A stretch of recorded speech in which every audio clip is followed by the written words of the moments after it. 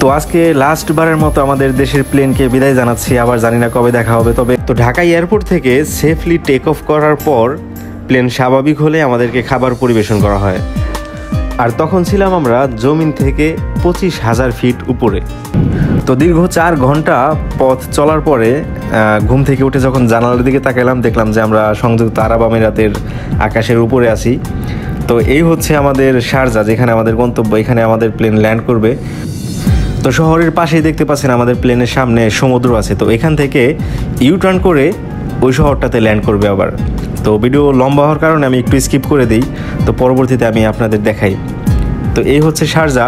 Sharjah হয়তো যারা এখানে নিয়মিত আসা যাওয়া করেন প্লেনে, তারা হয়তো চিনতে পারবেন। তো এখানে আমাদের কাজ, এখানে প্রবাস জীবন। তো দেখেন ইউটার্ন করে কিন্তু চলে আসছে, এখন ল্যান্ডিং প্রসেসে আছে। আমাদের বেল্ট বাঁধার জন্যে বলা হয়েছে এয়ার ক্রুদের পক্ষ থেকে।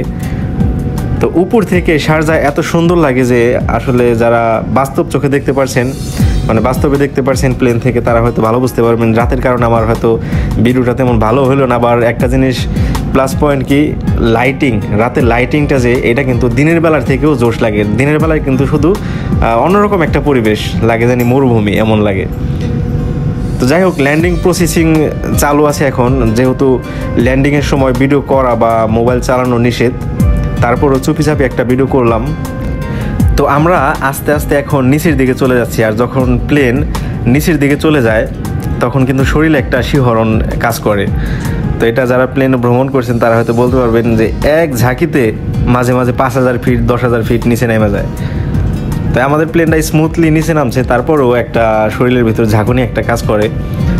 আর এখনও যে আমরা দেখতে পাচ্ছেন শহর কিন্তু আমাদের অনেক নিচে, তারপরও কিন্তু এখনও আমরা প্রায় 8,000 ফিট উপরে আছি জমিন থেকে। তো আমরা এখনও নিচে নামতে নামতে নামতে নামতে তারপর অর্থাৎ ল্যান্ডিং করার আগ পর্যন্ত শরীরে একটা শিহরণ কাজ করে, অর্থাৎ কেমন একটা ফিলিংস আসে যখন নিচে নামতে থাকে প্লেনটা। তো আমরা এখান থেকে প্রায় রানওয়ের কাছাকাছি চলে আসছি। একটু পরে আমাদের আর বড় জোর 1 মিনিট, এর ভিতরে কিন্তু আমাদের প্লেনটা ল্যান্ডিং করতে পারবে। তো এখনও প্রায় আমরা 5,000 ফিট উপরে আছি। আমাদের এখানে কিন্তু বড় মনিটর আছে সামনে, এখানে শো করে। যদিও আমাদের সিটের সাথে কোনো মনিটর নাই, তবে বড় সামনে একটা মনিটর আছে, সেখানে শো করে। তো এখনও প্রায় 1,000 ফিট, অর্থাৎ আপনারা বুঝতেই পারছেন যে কত স্পিডে উপর থেকে নিচে নামছে।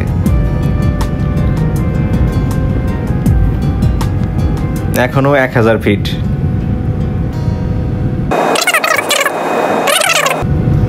তো এখন আর শো করবে না, মনিটর অফ করে দেওয়া হয়েছে। তো এখন সম্পূর্ণ ল্যান্ডিং করার প্রসেস চলতেছে।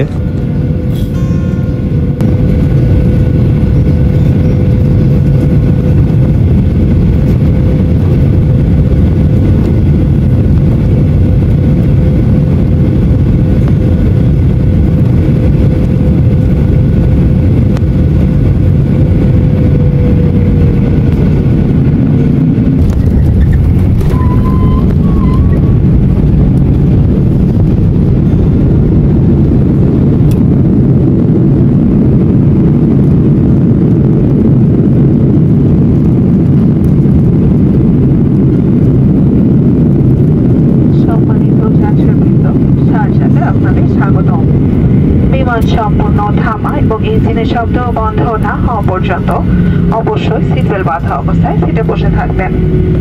সিট বেল্ট বাঁধার সংকেত বন্ধ হবে এবং ক্যাবিনের আলো সম্পূর্ণ জ্বালিয়ে দেওয়ার পরই সিট বেল্ট খুলবেন এবং নাম্বার সকল প্রস্তুতি নেবেন। নাম্বার সময় সঙ্গে আনা সকল হাত ব্যাগ ইত্যাদি সাথে নিয়ে নামবেন। মাথার উপর লকার সাবধানে খুলবেন যাতে ভিতরকার মালামাল আপনার অন্ধকার উপর না পড়ে। বিমান বাংলাদেশ এয়ারলাইন্সের ক্যাপ্টেন শারহান ও সকল ক্রুদের পক্ষ থেকে বিমান বাংলাদেশ এয়ারলাইন্সে ভ্রমণ করার জন্য আপনাদের আন্তরিক শুভেচ্ছা ও ধন্যবাদ জানাচ্ছি। আগামীতে আবারও বিমানে ভ্রমণের আমন্ত্রণ রইল। আল্লাহ হাফেজ। তো এই হচ্ছে শারজা এয়ারপোর্ট। আর সব দেশের এয়ারপোর্টেই কিন্তু নিজস্ব কিছু প্লেন থাকে। আর শারজা এয়ারপোর্টের প্লেন হচ্ছে এয়ার অ্যারাবিয়া। তো দেখতে পাচ্ছেন আমার সামনে কিন্তু অনেক এয়ার অ্যারাবিয়া প্লেন পার্কিং করা আছে লাইন বাই লাইন। তো বিশেষ করে এখানে শারজা এয়ারপোর্টে ছোট ছোট প্লেন ল্যান্ডিং করা হয়, আর দুবাই এয়ারপোর্টে অনেক বড় প্লেন থাকে সেখানে। এখানে বেশিরভাগ ক্ষেত্রে আমরা যে প্লেন আসলাম সব এই সাইজের, মাঝে মাঝে কিছু বড় প্লেন দেখা যায়। 2011-তে আমি প্রথম সংযুক্ত আরব আমিরাতে আসি, তো তখন শারজা এয়ারপোর্টের অবস্থা ছিল কেমন, আমাদের বাংলাদেশের থেকেও অনেক ডাউন ছিল।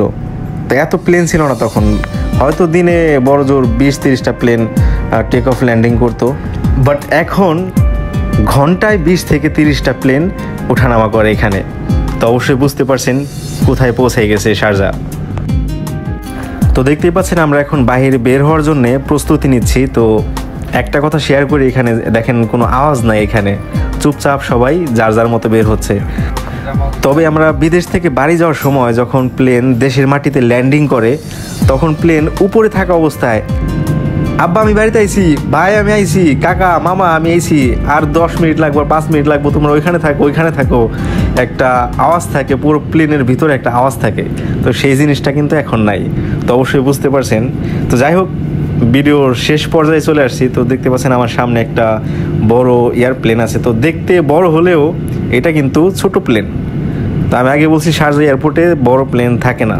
তো এটাই হচ্ছে শারজা এয়ারপোর্টের যে ইন্টারন্যাশনাল এয়ারপোর্ট থাকে বা নিজস্ব প্লেন থাকে সেগুলা। তো আজকে লাস্টবারের মতো আমাদের দেশের প্লেনকে বিদায় জানাচ্ছি। আবার জানি না কবে দেখা হবে। তবে অনেকেই বলে হয়তো আমাদের দেশের প্লেন ভালো না, এটা সেটা। তবে আমি তার বিপরীতে, হয়তো সার্ভিসটা একটু ডাউন, তবে আমার কাছে অন্যরকম একটা ফিলিংস কাজ করে যখন আমরা দেশের প্লেন দেখি। তো যাই হোক, যারা শেষ পর্যন্ত ভিডিওটা কষ্ট করে দেখলেন তাদের সবাইকে অনেক ধন্যবাদ। আল্লাহ হাফেজ, দেখা হবে নেক্সট ভিডিওতে। সবাই ভালো থাকবেন।